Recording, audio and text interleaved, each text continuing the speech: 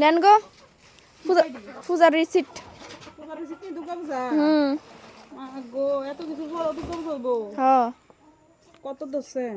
বেশি না, এবার তো বন্যা টনা দেখা কমে ধরছি 5,000 টাকা। হাসো, আমি তো শুনুটি কনতাছি, আসলে কি আমি কিছু গুলা দেখতাছি না ঠিক দেখতাছি? হাসোই 5,000 টাকা? হ্যাঁ, কেড়ে কি দিছে? কোন পূজা আমার 5,000 টাকা ধরছেন? আমার এমন কি আছে? আমি কি চাকরি করি না বাকরি করি? আপনি আমার 5,000 টাকা ধরছেন যে? আরে কোনো আকল পছন্দ নাই তো ফারার কেউ দেখেন না, আমার নিখলে দেখে ফারার পূজা সবাই মিলে করবো। 100 বার ফারার পূজা 5,000 টাকা দিলে তো আমি বাইতে পূজা করতারি।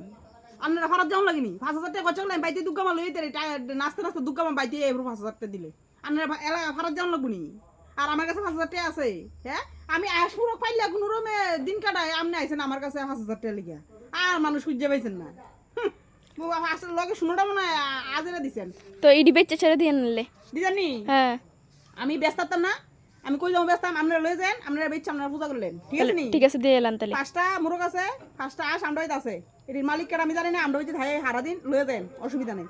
আর 2টা কুত্তা আছে, এটি আমরা ভাই সারা দিন ফাড়া টাড়া দেয় বুঝিনি, সুট্টুর আইতারা না এটি লিগা, তো কুত্তাটি 2টা দিতাম না, একটা দিন দিন আরেকটা বাড়ি ভাড়া দিতাম আমাকে। তো একটা কুত্তা 5টা আস 5টা মোরগ লয়ে যান, নিয়ে সেটা আমরা যা ফান, আমরা যদি 10,000 টাকা ফান পূজা করেন, অসুবিধা নেই।